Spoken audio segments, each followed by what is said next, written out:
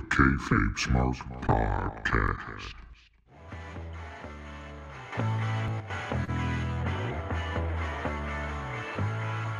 Welcome to the Kayfabe Smark podcast with Eric Todd and Brian Rampa, your Smart Mark source for news and opinions on the world of professional wrestling. Hey, welcome everybody to the Kayfabe Smark podcast. Today is Friday the 24th. You're listening to episode 9 of the Kayfabe Smark podcast. I am Brian. With me, hanging out as always, Eric. Eric, what's happening over there in your world? Oh, you know, same old. Wonderful week of wrestling. You know what could have made this week of wrestling better, Brian? What's that? Is if I didn't watch any. But anyway, powers are uniting tonight. Make sure you check out the video version over on YouTube. We'll lead into that. Check out YouTube. We're putting up clips and shows. Head on over there. Search out the Kayfabe Smark podcast, TikTok, Instagram, all that fun stuff. The Kayfabe Smark podcast on all social media platforms. Head on over to audibletrial.com/the Kayfabe Smark. Grab yourself a free audiobook and then you get a free audiobook, 30-day subscription into Audible. Grab yourself an audiobook. Help us out. We'll help you out. And I grabbed Hornswoggle's book, so I'll be tearing that apart. And just to reiterate. We'll talk about that later. Inside joke. Just to reiterate, it's a free 30-day subscription, no obligation. Get out anytime you want. Either way, you get to keep your free book. So we help you out by hooking you up with a free book. You help us out. It's a win-win. Win-win. Grab a book, hang out, listen to that. They got podcasts over there. There's all kinds of stuff going on at Audible, so check that out. But today, we are going to tear apart, talk about Extreme Rules. Horror show. Oh, yeah, don't forget the horror show. Couldn't have been named any better, in my opinion.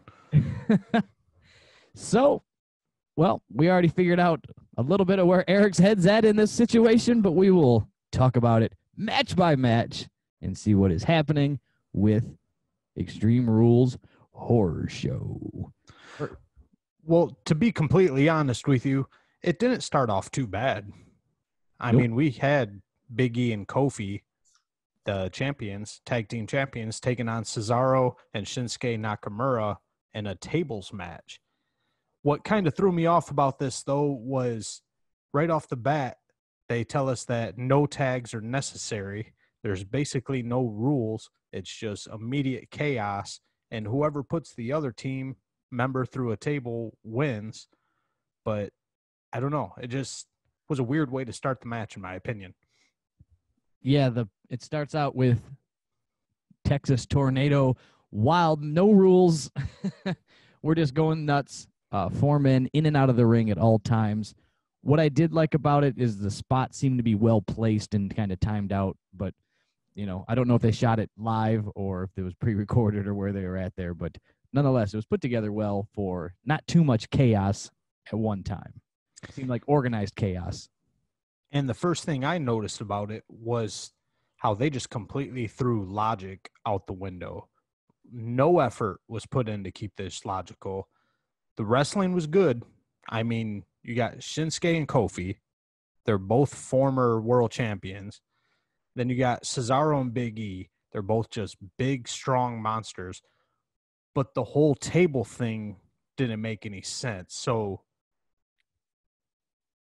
they had so many opportunities to put each other through tables, and you could just tell they were just waiting for a spot to happen. It's like, all right, you got a fucking table right in front of you, bro. Put the guy through the table. Oh, no, we got to get in 52 spots this match. That's the equivalent of not going for the pin, right? Right. But this was even worse because at one point, Cesaro and Shinsuke had Kofi on the turnbuckle with a table already set up. They could have just put him through the table, but they just waited and waited and waited for the spot to happen. Big E at one point knocks Cesaro out of the ring and gets Shinsuke up in a powerbomb position, and he had plenty of time to put Shinsuke through a table, but he waits forever for Nakamura to break out of the powerbomb And that was just like 2 for 2 already. And then they went for one more. I'm sorry, where Kofi and Big E could have put Cesaro through the table after Big E did a through the middle of the rope suicida. And instead, they just gingerly laid him on the table and just got back in the ring and set up for another spot. Kofi flies out of the ring, and Cesaro and Shinsuke were just setting up another table. That was 3 for 3, just almost one after the other. Opportunities where they could have easily just let gravity take its course, and the motherfucker would have went through a table, and that would have been the end of the match. Right. I did like the fact that only one table spot was needed to win the match, though. So what I liked about that was the chaos wasn't table, like they were just crushing tables, an unlimited amount of tables from underneath the ring, because for some reason WWE stores banquet tables under all rings at all times, sacks of thumbtacks and kendo sticks. So that's just where you put them. Where are we going to put these things? Under the ring is the reasonable choice. So, but I did like that it was just one big table spot for the payoff. I did enjoy that. There was just lots of chaos and lots of things happening with 4 guys running around the ring. That's the one thing I will give it, is the anticipation was there. Just like you said, you weren't getting table spot after table spot, but the frustration was also there, because it's just like, yeah, drop them, and there you go, you win. But yeah, I thought they could have had more run-in style involvement. So Kofi maybe is setting up Cesaro for a table spot, and then Nakamura last second knocks the table over, no pun intended, and then he moves the table, he gets through the table, he takes it down, all that stuff. You know what I'm saying? They're interfering with the table spots, and keep the other team on the defense. Then would be knocking the table down, moving the table, interfering with the tables being set up. But well, shit, overall, they already had so much trouble keeping the timing on course of this. That's what I I'm don't know, saying. man. You throw some double run in, save each other spot table shit in there, these guys would have blew it all to hell. Yeah, or put the tables in a different spot so they were up the ramp. That's an idea. Like, right, instead of having them around the ring, then you got to go up and actually get a table, or take your opponent up to that spot. They could have not had so many tables around there, and you actually had to work your way to it. It's almost like you had to work to not fall through a table. Yeah. Imagine just a spot where they blow it. It easily could have happened. Well, because especially with Big E, if he loses his balance and touches a table, it's going to shatter. It's a wrap. Motherfucker's built like the Incredible Hulk. Probably right. Weighs the same. Overall, though, personally, I thought this was a entertaining match on the card. I wasn't completely let down by it, but I was frustrated throughout the match for reasons that I have previously stated, but the ending brought me back in. The whole ending spot I loved. When Kofi set up that Hurricanrana for Cesaro on the outside of the ring, and Cesaro blocked it because he's a fucking monster with that strength. Just strong. He doesn't look as strong as he is. I mean, he looks in great shape, but he doesn't look as strong as he is. Haven't we seen him do some ridiculous shit with like Big Show and stuff like that? Yeah, like the Battle Royal at WrestleMania a couple years back, and just picking up dudes he shouldn't seem to be being able to pick up. But he's a beast anyway. But Cesaro ended up blocking that Hurricanrana, and Shinsuke hopped up there, helped Cesaro out, and they ended up putting Kofi through a double stack tables, and the tables almost exploded. Yeah. I loved it. That was great. How do you feel about putting the titles on Nakamura and Cesaro? I don't like it. Just because why? It's another hodgepodge team, like just shoving 2 people together and spin the wheel, pick a guy. Did Chris Hero get released? Yes. They shouldn't have released him, I think, even though he kind of has the body of Joey Janela. They could have brought Chris Hero up, stuck him with Cesaro, and brought back what the hell did they call each other? Gods of Wrestling? The something of wrestling, but Was it the Kings Gods of of Wrestling. Wrestling? Kings. Yeah, the Kings of Wrestling. Gods, Kings. And I think they could have just ruled the tag team division in the WWE. Right. We'll see how. I'm just agree with you. Shinsuke and Cesaro have always been single. Well, I can't say Cesaro. He was in that tag team with Big Red over there, so they were the bar. But again, that was a hodgepodge, but ended up working out slowly over time. But I don't know. I don't think these guys could. They don't have anything in common. Shinsuke's got that whole Japanese style. Cesaro is just a big man.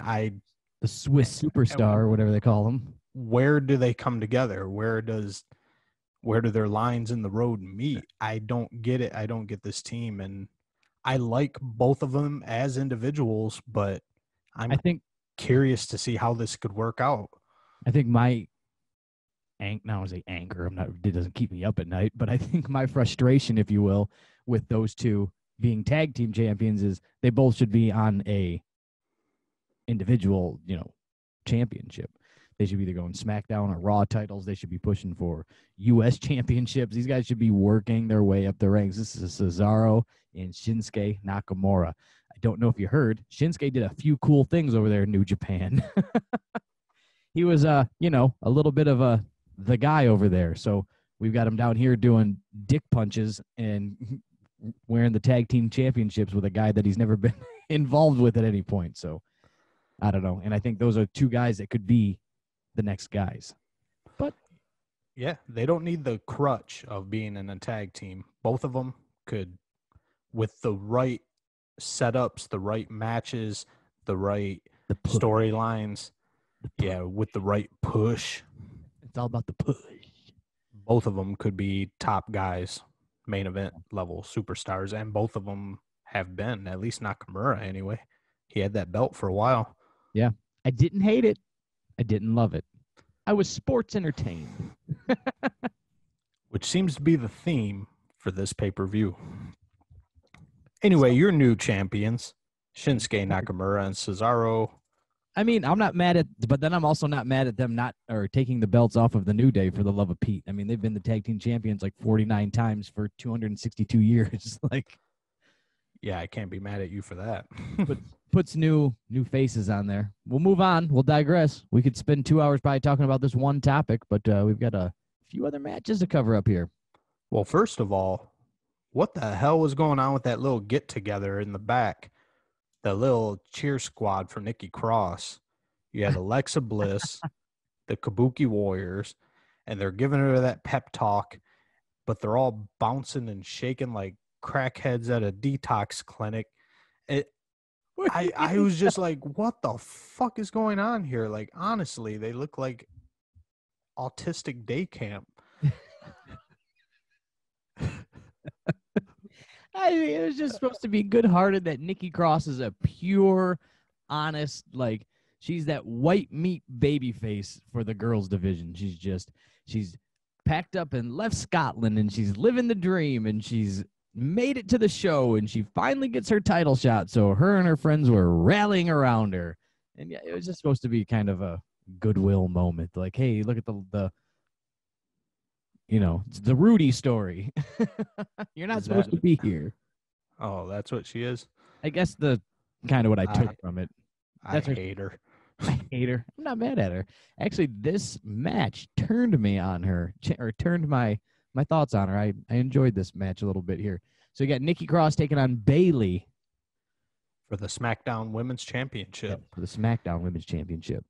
And Nikki Cross, this chick, comes running to the fucking ring and shaking the ropes like Jim Hellwig.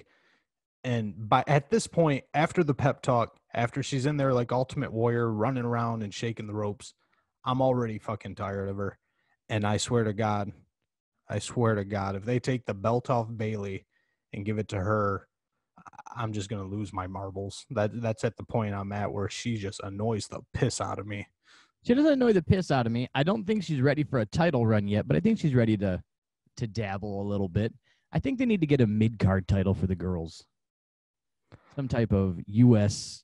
Women's Championship type deal, a U.S. Women's Intercontinental, something along those lines. But we'll talk about that. let's just talk about. Let's get into Bailey's heel turn.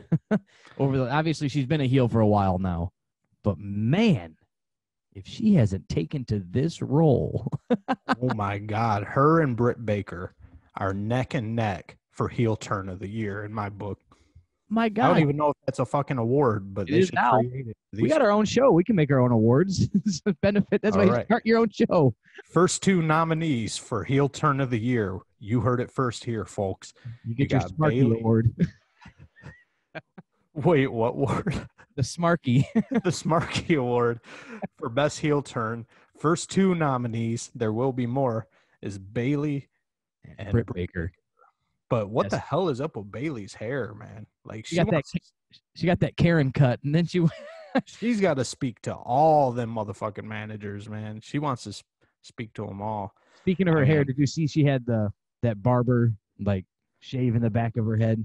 Bailey Yeah. Doe straps or Doe Yeah, straps. nose straps or something like I thought it was that. hilarious that Michael Cole called it a tattoo. I don't think that was Michael Cole. Or That was the Michael Cole clone.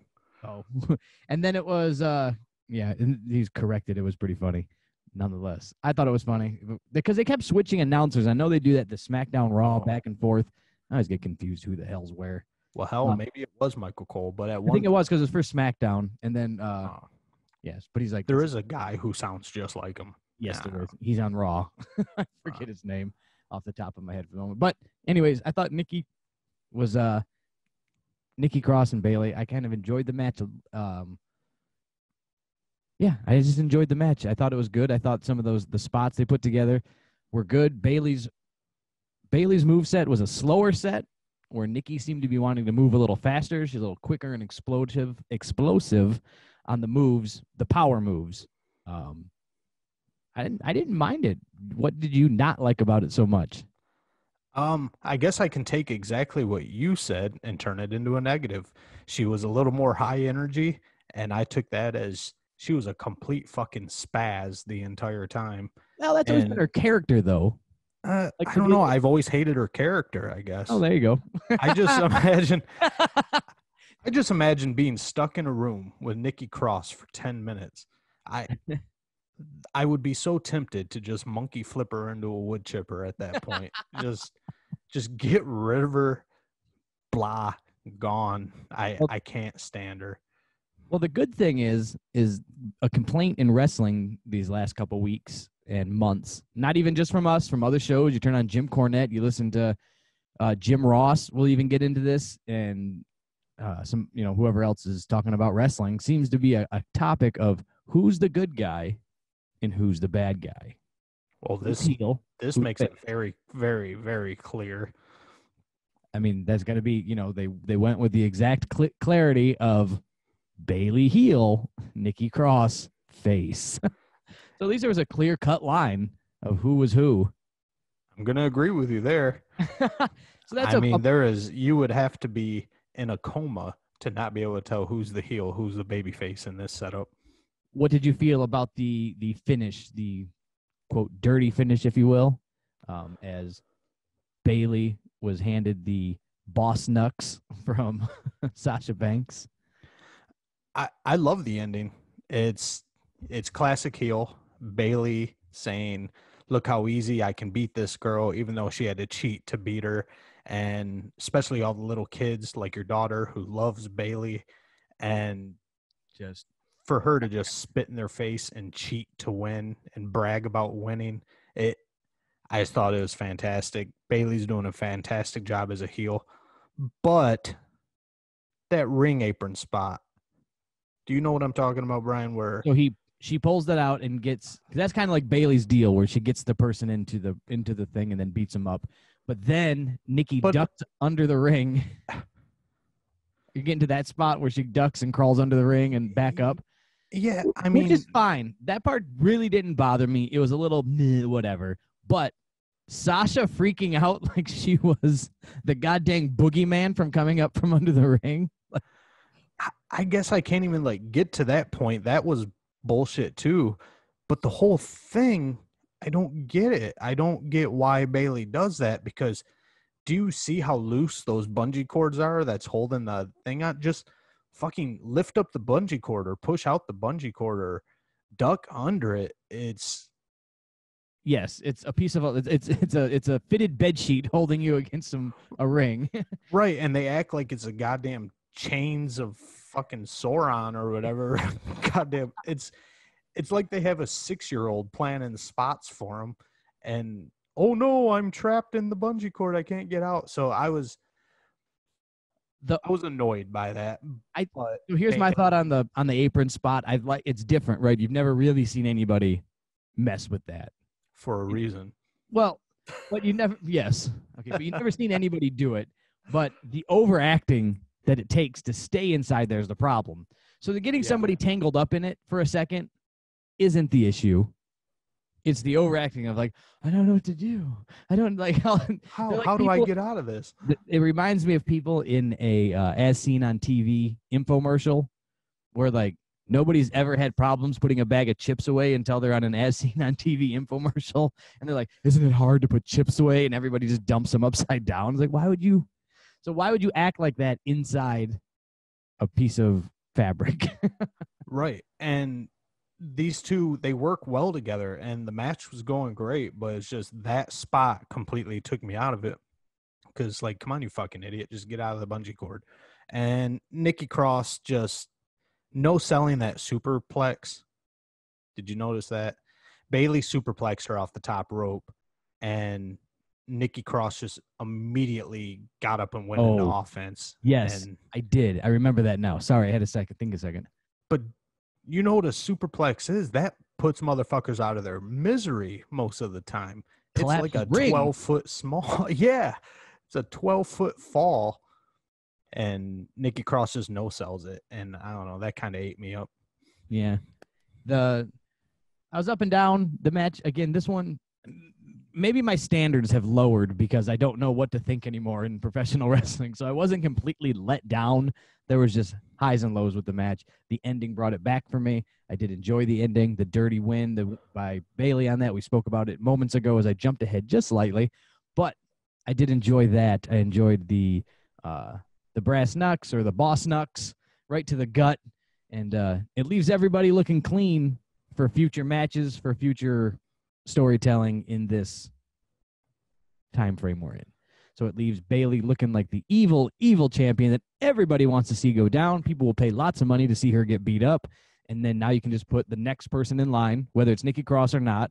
You put the next person in line, and you want people to pay their money and watch the show so Bayley gets beat up. Classic finish for a heel. And the only thing I would have changed about is I would have had her hit Nikki Cross in the face, not for any vindictive reasons, just because it looks better. A punch to the stomach, whether you're wearing brass knucks or not, I don't think it's going to make a huge difference, but Nikki sure sold the hell out of that one. She acted like she had stomach cancer for about 45 minutes after taking that punch. Stomach cancer. Well, there you go.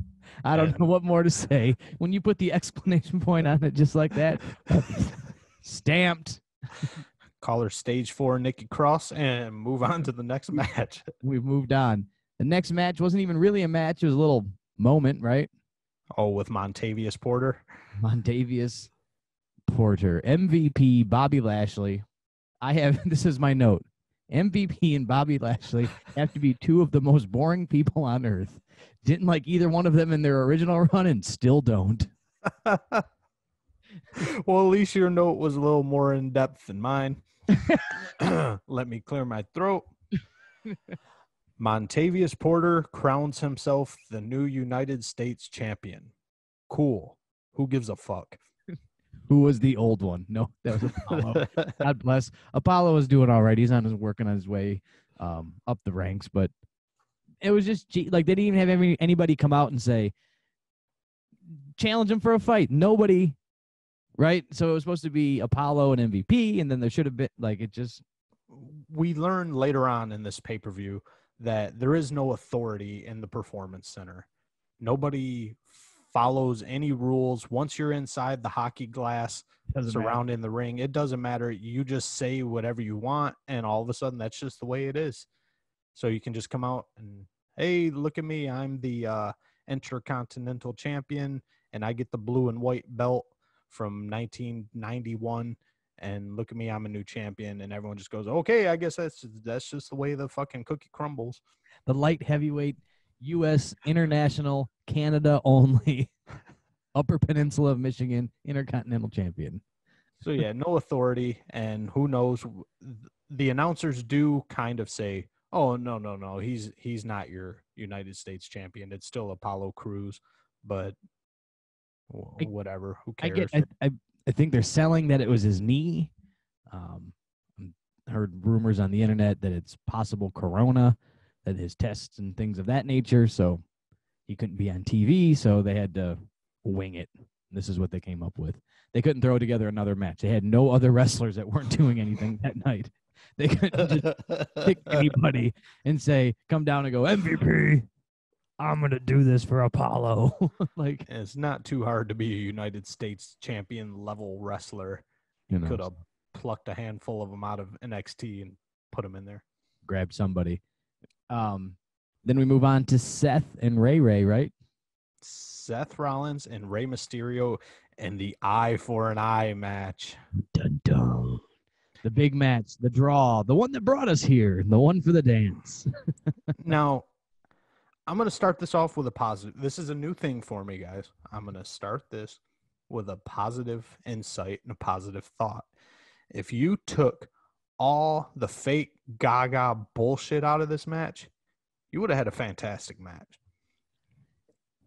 What was the gaga bullshit that you didn't like? Well, why in the fuck would anyone think this match was a good idea? Like, what's the appeal? No one in their right mind would believe that this would ever happen. That somebody was going to lose an eye literally on live TV? Right. Like, maybe in the 60s. Maybe in the 60s if we had, like, Killer Kowalski and Grizzly Smith or some shit. But in this day and age where we know everything's staged, I don't know who could get invested in a match where two millionaire fake wrestlers just may kill each other by jamming a chair leg or some rebar or a broken kendo stick into the other guy's eye socket. Like, this is the stupidest shit ever. But at this point, I hadn't watched the Swamp match yet. So my first note on it, this was a dumb idea for a stipulation. Should have just been an Extreme Rules match. Yeah, probably for the same reasons I just said. Who the fuck would believe that two millionaires are going to jam a fucking fork in each other's eye? Now, that could have been the reason for the match. So being it was kind of cool, interesting, different, one time done on Raw when he jammed his face into the corner of the ring and it hurt Rey Mysterio's eye. All right. He did it once. You hurt his eye. He was gone for a minute. And then it has to be a whole match. To see who can rip each other's eyeballs out first. Based on the removal of an eyeball. It was dumb. But there was one point. The highlight of this match was at, I don't know, after Rey Mysterio did a slip and slide out of the ring onto a table or some shit. Seth Rollins was digging into Rey Mysterio's eye socket and going, I'm going to get it. I'm going to get it. And I was just absolutely dying laughing because it was just like a dad playing with a toddler, you know. Like, I'm going to get him. I'm going to get your nose, sir. Watch out. It was a liar. The claw. Here comes the claw. Oh, it was the claw, 100%. I'm going to get it. I get it. I did take note on Seth really getting into this Monday Night Messiah heel turn of a character. Again, we're going to speak of a good heel turn. Man, he's sticking with it. He went from the guy, right? Everybody, burn it down, and the place popping for him. And now he just comes out to this very melodic music, and he's the Monday Messiah. Is he could change his cadence of talking? Is he getting the right heat, though? I don't know. I don't pay enough attention to Seth Well, Rollins. here's the hard part. It's hard to tell because with no crowd, no real crowd, so there's no true real reaction. So it's hard to tell for me if he's getting the right heat or not, right? You're sitting there watching Monday Night Raw, and it's some NXT guys and some, some enhancement talent standing around the ring. They can be told what to do. All right, cheer this, pop that. We're selling this. So, well, when he fought the Fiend in that red cage match, oh yeah, he wasn't a heel yet. He was still a babyface. yeah. Okay, and nobody really cared about him then. So I guess he did the Monday Night Messiah thing, but it just seems like nobody really hates him. Nobody really likes him. He's just kind of there, which is a bummer spot to be in. It's almost like he's funny because they're in the same faction. He's the Roman Reigns kind of right now. Yeah. I think he's getting some heat where people want to see him get beat up, where he's just, he's taking the guys, he's ripping off masks and poking Rey Mysterio in the eyeball. And I think he's just trying to be an annoying bad guy is what I get from it. But we'll see how it goes. But he's really just completely changed, though, right? There was two different characters of Seth Rollins so far. So that's good for him that he can extrapolate on who he wants to be. But as for this match, I didn't care for the stipulation. The match itself was fine. The Extreme Rules stuff, the hitting people with kendo sticks and tables and chairs, but the nonsense of keep going for the eye was a bothersome to me. Oh, yeah. Extreme Rules all the way. Beat the hell out of each other. Rey Mysterio can do it. He's 132 years old, but he can still get out there and go. But the whole thing of having a toolbox out there and digging out ice picks and screwdrivers and fishing poles and dildos to jam each other's eyeballs out was just hokey and fucking lame and overdone and hated it. pretty much. And what the hell was Seth Rollins puking at the end of that match? Like oatmeal? Yeah. Did you even see the eye? Like the first couple times you watched it? I had said to see it. I don't think I noticed it live. I knew what they were alluding to. But then actually, I think I saw it on TikTok, and there was it looks like a golf ball or a gum ball. Yeah, like they spent $1.25 just pumping quarters into a gumball machine to get the eyeball one, and Ray just did such a shitty job holding it. And I thought just why go for it even? They should have just had him cover his eye up and just go from there. I was thinking that they weren't going to go that far with it, to be honest with you. I had made a prediction that they were going to have a heel turn, or not a heel turn, but have a heel turn, have Dominic turn on his dad. That was my big prediction, and that's how they were going to get out of the match. I would have enjoyed that. But whoever, the cartoon fans who fucking want to see this fake mud show bullshit, they had to see an eyeball. The people. You didn't really get to see it. I had to see it like 4 times before I noticed that there was supposed to be an eyeball in his baseball glove, in his baseball mitt. But somehow, I don't know. I saw it the first time. I don't know if I was just like looking in the right spot, and by no means did they do that perfectly. I think they kind of botched it. They could have did it way better. But for the people they did the match for, if they didn't see an eyeball, the internet wrestling community would have blown the hell up. I thought maybe they were going to do a la 1990 something Jake Roberts spot. Remember when he got the arrogance from the model Rick Martel sprayed in his eyes? Yeah. And then they showed his eye. Remember Jake? I think he was on the barbershop, or maybe it was the funeral parlor or Brother Love show, one of those type deals. And he takes his sunglasses off. And they just had like a white contact over it. He's like, "This is my eye," and he's screaming like that he was blind. Like I thought at least they could like have Ray blink down a white contact over his eye and been like, you know what I'm saying? And that he messed up his eye, not that it actually was removed. Hell, a black contact. If he would have been able to pop in a black contact into that eye, and just to show that his eye got ripped out. I think they could have, with camera angles, they could have scared the shit out of some people with that one. Black one, a white one, a red one. Like, he could have blinked it down like they do every. It's all kind of taped and produced now. Why not do that? Good point. There's no one in the audience. There's no. It's going to be thrown off like, in the audience. They can Just time cut for a second, and there you go. you could do it live too. I mean, they cut themselves with razor blades for the love of Pete. You could pop a contact in for some and blink it down real quick. Have the ref pop it in for him while Seth is taunting in the ring. It could have been done. They could have done something way better. They should have just left it Extreme Rules match, beat the hell out of each other, and been on with it. But take your eyeball and shove it. And make Seth Rollins puke. He beat the living hell out of Bray Wyatt and tried to kill him. But him poking Rey Mysterio's eye out with some stairs. Oh my God. The Quaker Oats are all over the fucking mat. I was surprised that he actually puked. I saw him doing the fake heaving, and then he started blowing oatmeal, and it was a wrap. He probably botched it. He probably was just supposed to dry heave. He started gagging himself, and he's like, oh, God, here it comes. And then once it starts, it don't stop. Moving along, enough of that nonsense. We get another heel promo from Bayley. Oh, yeah, I forget about the promo. Recap me on that. All right, so they got Bayley Doe straps in the back, and I can't remember these goddamn interview girls' names. Half the times they don't even put a graphic on the screen for them. That's the new one.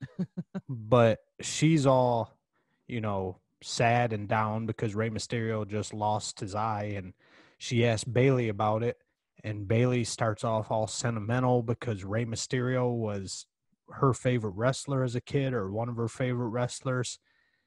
And Bayley just completely, in classic heel fashion, changes her tune and says, oh, you're not seeing double, Ray. I'm still Bayley Doe Straps. And just completely shits on Rey Mysterio and just brags that she's still the champion and that Sasha Banks is going to beat Asuka later on in the night, and they will hold all the championships in the women's division. All them titles. And then that was the next match, right? Sasha and Asuka? That is correct. Where you at on this match? Well, Chat me up. It's not much of an accomplishment considering what's been going on in this pay-per-view, but this match was completely stealing the show for me up to this point until the finish. They ruined an absolutely awesome match with a stupid fucking finish, to quote Randy Orton. Stupid.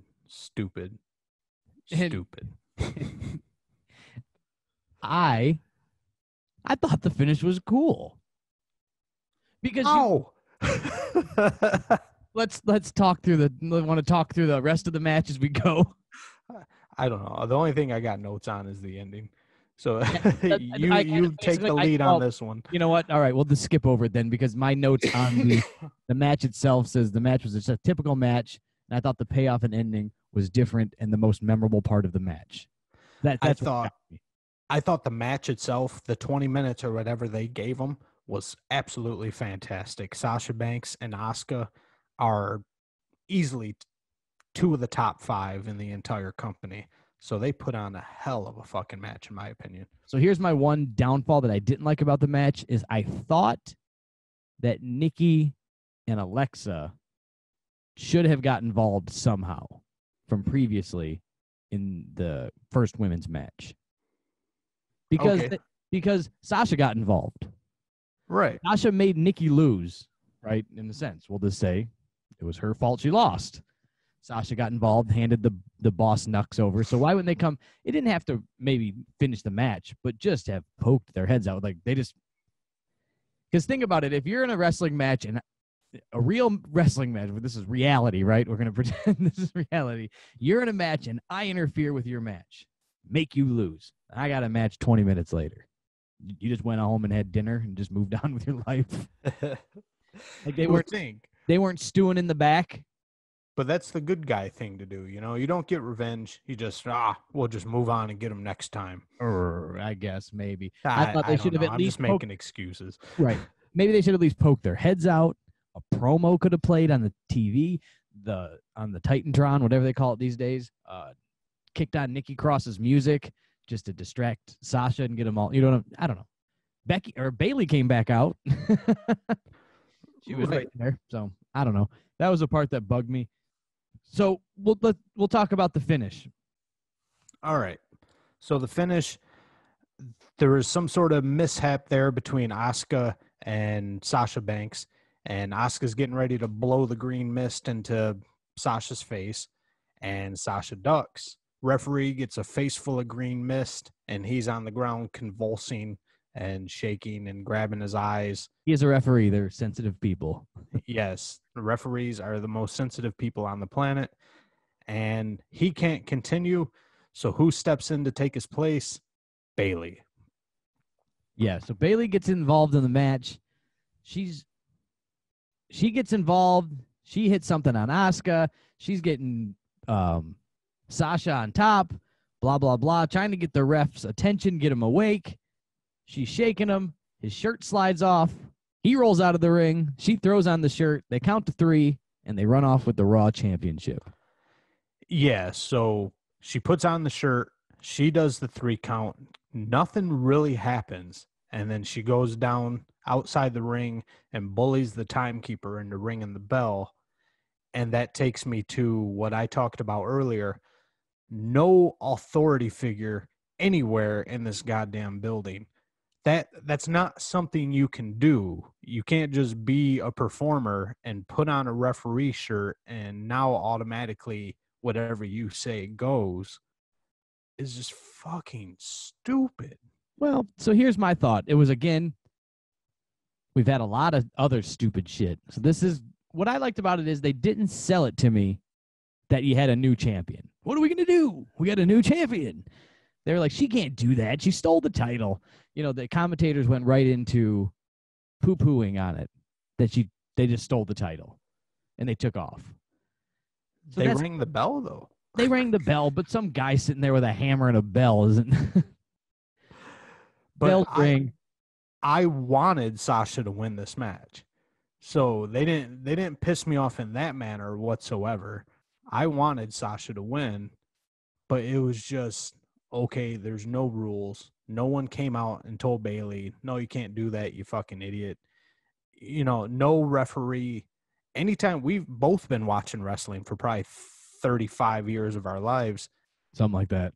Anytime a referee gets knocked down, sometime within the next 30 seconds or so, there's another referee coming down to the ring. Or, you know, Gino Morella, or, you know, somebody to put on a damn shirt and take over as ref who's a top guy, an authority figure in the company to referee the rest of the match. It can't just be some fucking other wrestler just chilling outside the ring. Right. That just bothered the shit out of me. And but it didn't.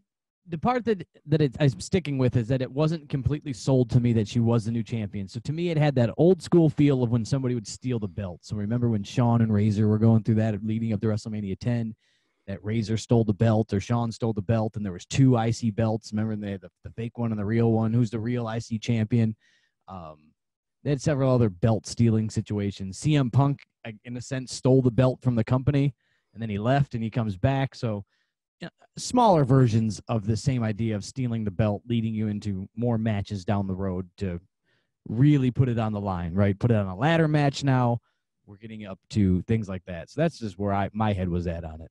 Well, even if we completely take out whatever I said, what I bitched about, and just left it for it is what it is, this is still the second time in this pay-per-view that this happened.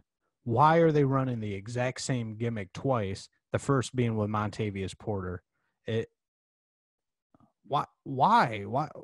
You gonna tell me in the box of gimmicks in the back that there was no fucking box of gimmicks? There's no storylines laying around for a heel to steal the belt or a heel to become champion or a heel to think she's the champion or whatever without pulling this spot bullshit where you just declare yourself champion and walk out twice in one pay-per-view, a 2.5 hour pay-per-view also. Okay. So take away MVP's version of it. Maybe it wouldn't have bugged you so much. Right. It was, to me, it was a lead-in and a carryover to bring you into Raw the next night to figure out what was happening on Raw. Let's tune in. Let's check this out. Is Asuka getting her belt back? Are they going to, suspend Sasha and Bailey until the belt is returned? What are they going to do? So I think it was part of that. It was a stealing of the belt is the way I looked at it. They stole the belt. It was essentially as good as them just running down and grabbing it and hopping in the car and running away. I mean, that would have been better then. Would you have liked that better? Honestly, like something along those lines where they just literally take the belt. Honestly, I would have, yeah, because I just think they took it too far with ringing the bell and almost basically without Vince coming down and saying we have a new champion, they pretty much made it official. There was a 3 count. The match ended with Sasha winning. The timekeeper rang the bell and she walked off the ramp unopposed as the champion. So, yes, I would have liked it better if she just stole the belt and they ran an angle from there. Okay. I'm with you. I can agree with some of the things that could have been added to it. They could have had all the guys, all the referees and officials. Remember back in the 90s, there would always be the officials would come from the back, and it was just like guys in sports jackets that I think Vince, they're probably just extra actors that Vince paid to be hanging out backstage with sports jackets, but they looked like authority figures. And they'd try to take the belt back. The commissioner, Sergeant Slaughter, would be out there. You'd be fighting for the belt. Give me the belt. You can't take it like that. Sasha wins it. They take off running. They hop in their car and speed off out of the parking garage. Yeah, we're Sarge when we need them. So some other little things to spice it up a little bit that they actually stole the title. Because some people, again, watching it might think, I think she won. I don't know. I took it as we have a new champion. Pretty close. It was a confusing one. I liked it because it was different, and I've been bored with shit lately, so it made me go, oh, hey, what are they doing? All right. Bailey's ripping clothes off of the referee and throwing on shirts and kicking that guy out of the ring. He got sprayed in the mist with face, and there you go. Things that make you go, Things that make you go, But we'll move on. It happened. Go check it out. WWE Network. Watch Extreme Rules, the horror show, and see what Sasha Banks and Asuka were up to. What do we got for the next match coming up here? Dolph and Drew? Dolph Ziggler and Drew McIntyre for the WWE Championship, with Dolph Ziggler getting to choose the stipulations for this Extreme Rules match. What did you think of the said stipulation that Dolph thought of? I think it was fantastic because right off the bat, you may have noticed I'm a very logical-minded individual, besides the fact that I want to believe that that wrestling's real. That wrestling's real. It's real to me. I'm kind of logical in the sense where, remember Drew McIntyre fucking squashed Brock Lesnar? So he squashed Brock Lesnar. How are they going to make a competitive match with Dolph goddamn Ziggler? Dolph, the fucking Spirit Squad Ziggler, is going to be competitive with the guy who squashed Brock Lesnar. And they made a valiant attempt at it, and it worked out well, in my opinion. The stipulations that Dolph Ziggler came up with this match was that the Extreme Rules only applied to himself being Dolph Ziggler. He could use chairs. He could stay outside the ring as long as he wanted. He could use weapons. He could light them on fire. He could have outside interference. Anything Dolph wanted to do, he could do. If Drew McIntyre did anything outside the rules of a normal wrestling match, he would lose the match, and Dolph Ziggler would become champion. Even count out, I believe. Even a count out. If Drew McIntyre stood outside the ring for a 10 count, Dolph Ziggler becomes champion. If Drew walks off and quits the match, Dolph becomes champion. So I thought it was great. It's the only way to make these two in an even match. Yes, I have it referred to as the handicap in a golf match.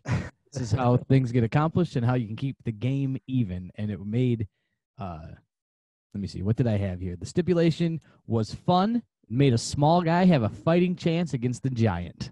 So you were pretty much on the same course I was at there. I said Drew, this makes Drew and Dolph both kind of look like $1 million in their own match, in this match. They can both do the things that they need to do. And I like the teases that were there with Drew wanting to throw him through a table because Dolph is a little pipsqueak. just chicken shit heel that you're just mad at. So you'd see him with the table, he's going to do something, then he throws him the other way, then has to get back in the ring to cover the 10 count. And just those little, like, you can see Drew wanting to say, just screw it, and throw him through a table or just really mess him up. So those were fun spots for me. I enjoyed this match. The idea was good. Unfortunately for Dolph, you know, He's not ready to be champion. well, he's ready. He could be a champion, but just not now, or not the ways they keep putting him up. And you know he's not going to. Again, Drew's not going down like this. So, unfortunately, Dolph was a highly paid and talented enhancement talent for this match. He was your Brooklyn Brawler of the night. He was your Barry Horowitz. And I'm going to agree with you. This was match of the night, in my opinion. I just thought it was fantastic. These guys worked fantastic together. And my main note on it was, just as you said, Drew did an absolute great, amazing job at showing frustration of having to follow the rules. He wanted to break the rules so bad for that little asshole and to just, knock him out, put him through a table, be done with it, and just completely wrap him up. But he had to follow the rules, and he absolutely hated it. And I love the emotion that he put behind it. Yes, those were all great. And again, unfortunately for Dolph, going from this, he lost. You're still reigning. Drew McIntyre is your champion. Where does Drew come back from this, right? Or not Drew, I'm sorry. Where does Dolph come back from this? Dolph was the guy, who was put into this position facing the guy, and then he can't beat him where he can cheat. Right. So, if you can't beat Drew McIntyre cheating, what are you going to do? Back to the mid-card for you, buddy. Go fight MVP for the U.S. champion. Just go pick a championship. You can be one. Give it a name. It's free reign out here once you're inside the ring. There's no rules. Apparently, just find a belt laying around and then go hit the bell 3 times. All yours. You're that championship now. He could be the women's champion if he wanted. He could. You can't tell people that these days. So he's got to come back from this. Good news is Dolph has done it before. Dolph is a great performer. I'm not fearing that he's going to get the quote buried and never seen again, but he's got to go away from this position for a little bit, right? He's got to move from this spotlight over down here. Move down the line and go do something over on this side. Make a tag team. Go for the U.S. championship. Jump over to SmackDown or Raw or wherever else, you know what I'm saying, and go for different titles. Hell, he can't be too mad. You got Cesaro and Shinsuke Nakamura, both top-level guys from earlier. And now look at them. They're dicking around in a tag team situation. So Dolph should be happy that he got as far as he did, and he may just have to take a couple steps back for a while. But, yeah, he's in no danger of losing his spot. No, he has that, it's been compared to a million times, but I compare him to Shawn, early Shawn. He can move and get thrown around. Shawn and Diesel matches. This was like a Shawn and Diesel match from like the 90s, right?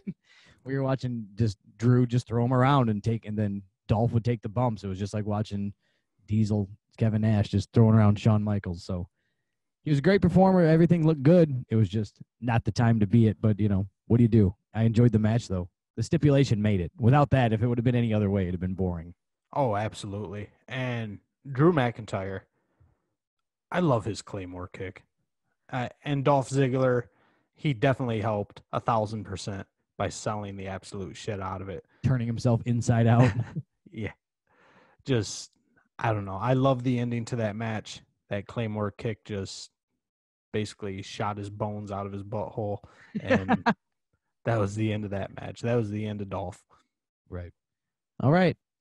The reason we're all here, the horror show. Oh, my God. So let's be honest here. So we're going to get into Bray Wyatt, old school Bray Wyatt, original Bray Wyatt, the Eater of Worlds Bray Wyatt, taking on Braun Strowman. in a Swamp match. swamp match down in Bray's backyard or some nonsense. First thing I have written down, here we go. We're going back to the well for the Boneyard match 2.0. Yeah, you know what? I didn't even write down a note because it's easy enough. I wasn't disappointed, but I also didn't like it because I knew exactly now what you're getting. Okay, I see where you're going there. You couldn't be disappointed because you expected shit. And they gave you, yeah. When I'm expecting dog shit for dinner and you put it on my plate when I show up to your house, what can you do? I'm not going to be thrilled about it, but but I wasn't surprised. the You hell, I told was me. expecting dog shit. You told me, come over for dinner tonight. I'm giving you dog shit. All right, and anytime throughout this whole podcast where I said this was the stupidest shit ever, and I'm talking from episode 1 up through episode today, if I've ever said this is the stupidest shit I've ever seen in wrestling, I was wrong. This is 10. This is the new 10. This is the new, yeah, So it's this is the 11. new 10. This sets the precedent for complete stupidest shit in wrestling. And just to solidify that thought, this made the football fuckery match from AEW look like goddamn Razor and Shawn Michaels in a ladder match. I wouldn't go that far, but man, that one was at least funny and entertaining. Right. This was I was just wide-eyed, just like, what the fuck am I watching the entire time? The only thing, again, I've mentioned it previously, the only thing that had me 1.5% entertained is I love bad horror movies. And the only thing that this was missing for to be a real bad Sharknado horror movie was the real bad funny acting. You know, that real they were trying to take it way too serious here. When he was chained to that fucking wood rocking chair. Hold on, we're jumping ahead. Let's talk through this. So they're in the swamp. Braun pulls up in a car. They don't even really fight. There's like a magic scene, and Bray disappears, and Braun gets knocked down, and then Braun Strowman's there and hits Braun Strowman with a shovel. Yeah, Braun Strowman gets knocked out by sheep Braun Strowman. Yes, the black sheep mask Braun Strowman. And then he wakes up, and he's chained to a wooden rocking chair. Now, Braun Strowman is how, I mean, I haven't looked up his height. What do you give him? He's a monster, right? I give him 6'8". Yeah, I'd he's say a giant. 6'8". And he's got to be 400 pounds. Got to be 400 pounds, just of solid mass. He's not a Right. big guy. Like, he's not like 400-pound big boss man or something, right? He's Right. 400-pound jacked. He's built like the mountain from Game of Thrones. Right. This rocking chair looked like it was the original rocking chair ever made by John T. Rocking Chair. This was the first rocking chair ever for sale at Pier 1 Imports. It's made out of bamboo straws, and Braun couldn't stand up. He was chained so tight by his arms, his legs wouldn't work for him to stand up in this chair. And it wasn't even like around the arms right. It was bad. It was bad. And that puts my logic hate almost out of the window, because I was irritated that this guy, he's completely chained and helpless, and Bray Wyatt's, like tiki hut or whatever, and he's got 5 or 6 cameras around him filming the whole thing. I don't think he's in any danger. And then especially when he could just stand up, since he's absolutely humongous, and just like sit down and jump and break that chair. It was logic again. You let go of logic out the window. It just was a bad story. And we get the return of Waylon Mercy Bray Wyatt. And believe me, I liked this version of Bray Wyatt. Fireflies and all that stuff, and his promos. It was great. I love all of them. Yeah, I love it, but it was just like, come on, nail one down, just be one. Apparently this one didn't work the first time, So I don't know why we're revisiting it. Maybe I just haven't watched enough wrestling. I don't know if they've been teasing this Bray Wyatt to come back for a while or what. No, it was teased because, okay, so they fought The Fiend or Wowie Kazowie Bray Wyatt and Braun fought at WrestleMania, right? And then Right. That's the one where they teased Braun coming back and putting on his sheep mask, right? Right. So then they've been leading up to, Braun, and that Bray was the one that brought Braun here. I brought you from my swamp, doing this whole thing, and you're mine, and if it wasn't for me, you wouldn't be anybody. So that's why he wanted to fight that Bray Wyatt. But that makes it in the world of wrestling, it makes a little more sense. And just that, and especially in the rocking chair scene, the script was just trash. It looked like it was written in about 5 minutes.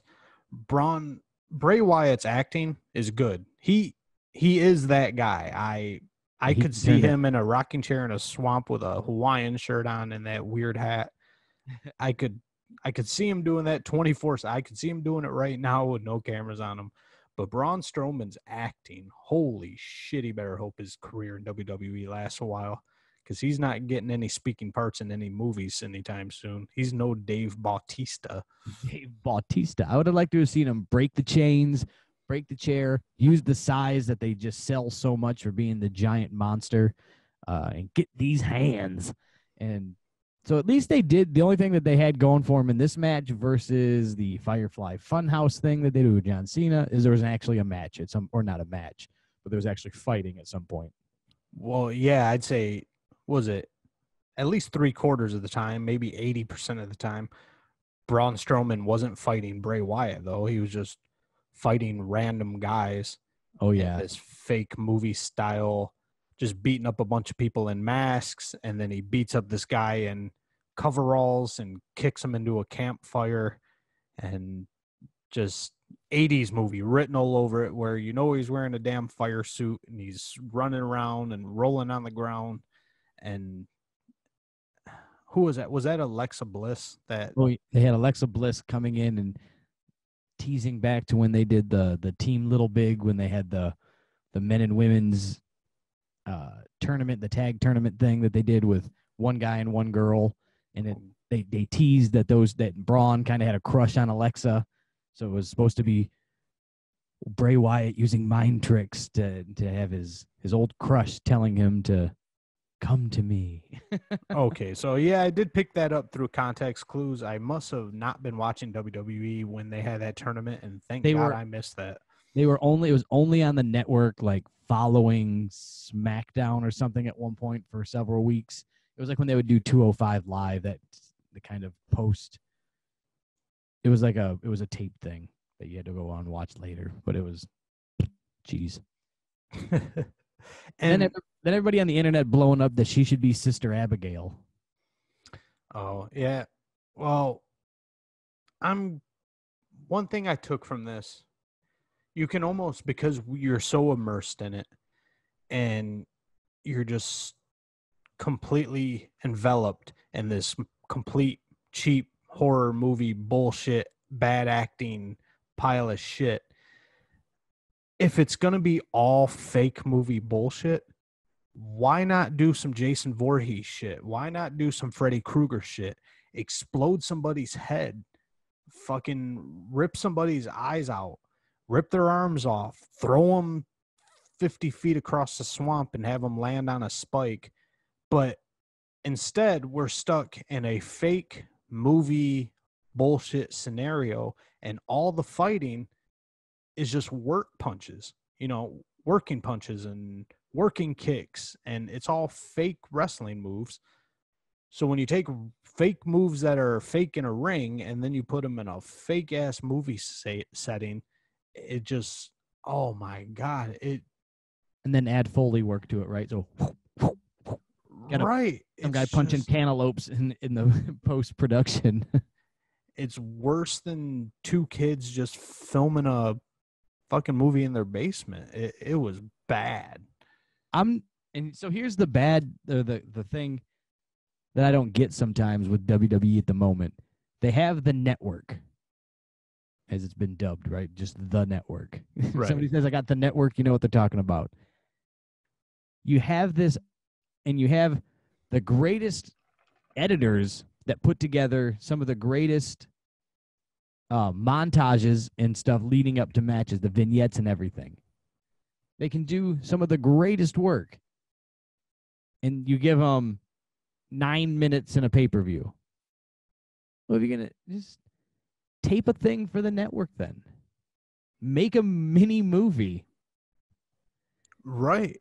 Just skip the adding it to the wrestling roster card. Especially in a main event spot. Yeah, just make it a special event after this. Like have the pay-per-view go off and then just be like, and then sell it like a movie. Make 2 or 3 parts.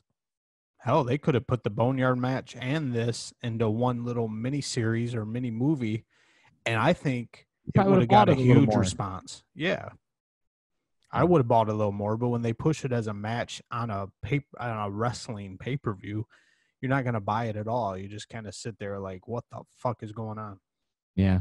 I know it's, the excuse of Corona and the COVID times and everything has been used so much now, but they're trying to be creative, but I think it could be done differently.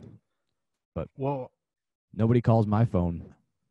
I mean, ratings, if you go back to Raw in the 90s where you got like 3 or 4 million people watching, and then what you've got going on nowadays, maybe what's going through their head is that nobody really wants wrestling anymore. They want entertainment, which, WWE's been sailing that boat for a while. But isn't this in some organization called Lucha Underground or something? Don't they do this shit? I guess. I never got so much into Lucha. I know enough about it. Our buddy Jake, good friend of the show, he was a big Lucha guy, and he's expressed that they just really pushed this. They've done the cinematic stuff for a while now, but they did Lucha Underground had basically had no money, and so they would get a studio and record a whole season of a show, and in 2 weeks, right, and put together 15 episodes or whatever it is that they would do.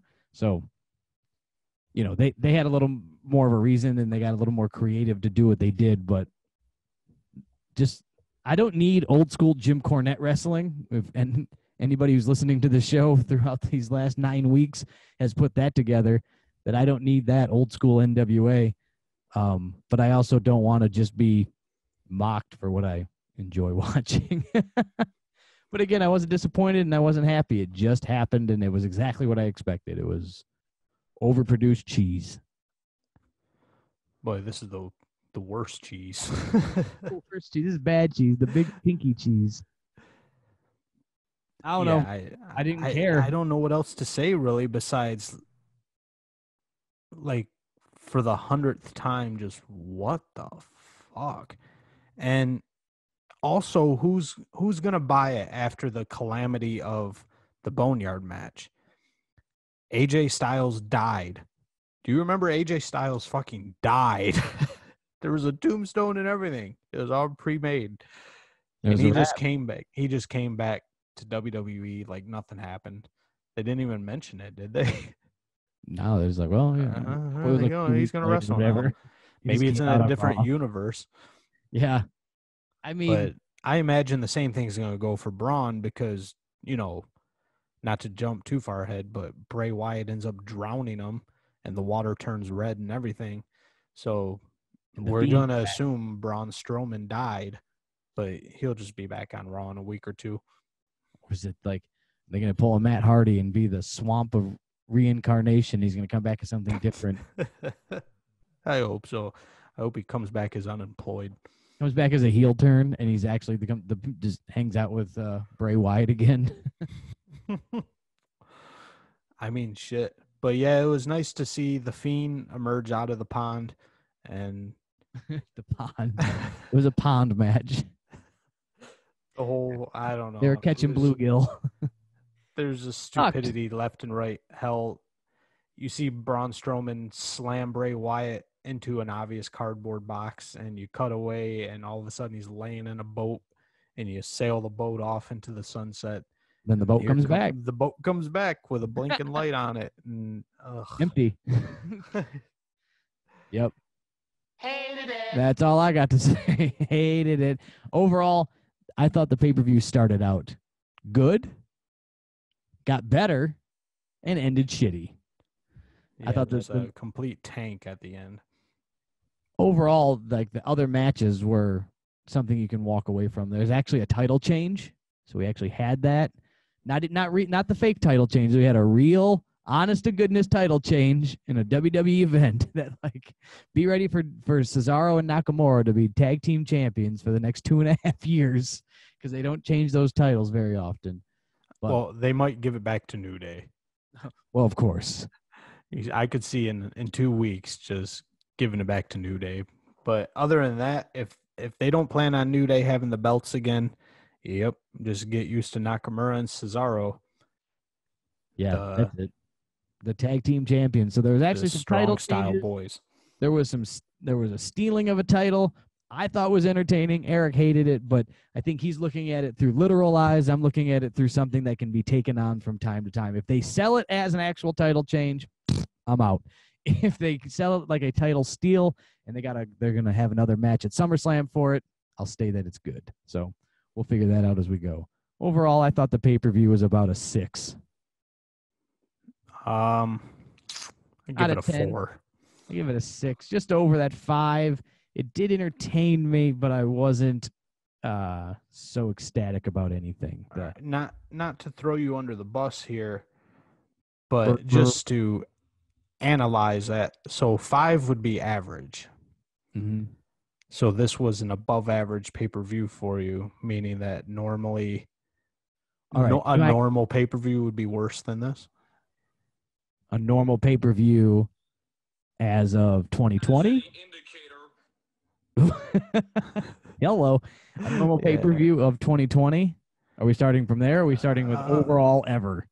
Well, we can't go ever. Right. Because, It'd be we'll just say nowadays. Nowadays? I was entertained for 2.5 hours. Entertained enough. I didn't get completely mad at it and walk away. So there has been worse pay-per-views than this lately. I would think so. Okay. So you can stand with your 6. But I'm going to stick with a 4. I wasn't gouging my eyes out the entire time, only for a match or two. Just for a match or two. Anything else we want to tear apart before we get out of here? No. I haven't. Well, we'll cover other stuff later. We'll talk about some AEW and NXT next week. We'll kind of do a double week talk, kind of do a recap of what happened this week. We'll get over it. Big news, though, we'll just touch real quick to see who has come back in AEW. The Spanish God. Oh, they brought him back. Sammy Guevara. Sammy Guevara. He's back. Did he make a public apology or anything, or just kind of it was just back to work? Back to work. Don't be stupid again. Don't go on any podcast talking about nonsense, dum-dum. And I was happy to see kind of big news in TNA. They just had their pay-per-view thing. Oh, yes, they did. I'll post it later on Instagram and such, but I took a screenshot of it. It was all the guys who were fired from WWE in the ring on Impact's Instagram giving the bird. Oh, I missed that. I didn't watch the pay-per-view. I just kind of clicked around on the internet, and I saw the Motor City Machine Guns made a comeback. Motor City Machine Guns, yeah. I'll be honest with you, I was a little irritated with Impact, and I even sent them an email. Oh, my goodness. You mean business, don't you? I subscribed to their Impact Plus, they call it. I did the free 30 days. I was enjoying it, so I paid a couple months. I'm watching some old TNA. So they don't include their pay-per-views like WWE does. Right. So the catch is, though, if you buy their pay-per-views, you get that many months of credit at $8 a month. Okay. Right. How much are their pay-per-views? Are they try to charge the $60 shit? No, I think it was so I looked, Fight TV had it for like $40. So I was like, well, $40, I can get a couple months. I pay $40 now, and then I don't get charged for their network for, 5 months. Right. I was like, that's cool. I didn't have anything going on, so I was going to pop on and watch it this weekend. It wasn't on their network. It was only on Fight TV. And then you just still didn't get their free thing. So I sent him an email. I thought when I did this, I could watch the pay-per-view and buy it and get the credit for months. We're sorry, that doesn't start till next month. This one is exclusively on Fight TV. I think they probably had a contract to fill up with Fight TV. So I wanted to watch this one, too. I haven't wanted to watch a TNA pay-per-view in a long time. I wanted to watch this one, and I didn't get to watch it. So, but supposedly on the next month, you'll be able to buy the pay-per-view with inside the Impact Plus network, whatever they call it. So, anyways, that was my little beef with them, but I guess it settled up. I didn't pay for it, though, so I wasn't paying $40. If I could have got some guys together, I'd have been in on it, but for a one shot to see WWE guys pop up on TNA TV or Impact TV, they don't call it TNA anymore, Impact TV, it would have been fun, but I was out. Yeah, not absolutely heartbroken that I missed it. Yeah, I was bored for a moment, and they had me. I was like, I got $40 in my hand, and I'm bored, and I want to give it to somebody. And then I got irritated that I couldn't do it the way I wanted to, so I quit. And that is my brain. Welcome to my brain, people. And pretty much, even though, AEW is the best promotion out there right now, I bitch about it a lot. I bitch about a lot of things a lot. But compared to WWE, AEW is the best thing going right now. It's a sad state in the world of wrestling. But after watching this WWE pay-per-view, I was just burnt out on watching wrestling. So I didn't even watch AEW this week. So we're going to have to wrap just talking about Extreme Rules this week. And I would say I did watch it. Said before, we'll talk a little more about any highlights that happened in AEW next week. I would recommend watching it. There's some good points, and we'll talk about them next week on what I thought was good with AEW this week and some things that happened. So we'll talk about that next week. Make sure you guys head on over to TikTok, Facebook, Instagram, the Kayfabe Smark. Make sure you get on YouTube, subscribe over there, Kayfabe Smark. We're getting clips up there, full shows. Head on over to audibletrial.com/thekayfabesmark. That's audibletrial.com/thekayfabesmark. Grab yourself a free 30-day subscription. Get a free book. Check it out. No obligations. Cancel whenever and keep your book. Check it out. Lots of wrestling content. So get on over there to social media and hang out. And we are just going to keep on rolling talking about wrestling. Eric, what else you got? Also, I just want to add, make sure you get over to anchor.fm/thekayfabesmark, and you can leave us a voicemail. You can leave us some hate. You can leave us a question. We prefer questions, just something that'll tickle our fancy to discuss on the show. And, let us know what you think. Let us know what you want to know what we think. And other than that, I think we have one in the bank from our friend Athena Moonshine. Yes. We will tap into that next week, as we were just kind of sticking on the Extreme Rules rolling this time. So right, we'll see what she had to say. I haven't checked that voicemail yet. But if you want to talk to me or see what I'm up to, you can catch me on Instagram, and that username would be Oh Yeah, It's Eric, and that's all one word. Oh yeah. Oh yeah, it's Eric. Or you can hop over to the TikTok, and that one would be nice short little videos of me and my pit bull Stella, and the username on TikTok is stella.hates.eric. Stella Hates Eric. All right. TikTok, Instagram, Facebook, the Kayfabe Smark. Go get your free audiobook. Links will be on Instagram for the Audible trials. So head on Audible trials, Kayfabe Smark. Get yourself a book. Until next week, this is the Kayfabe Smark podcast, and Eric, we're out of here. We out. Hootie hoo, we out the gates. One more for the good guy. The Kayfabe Smark Podcast.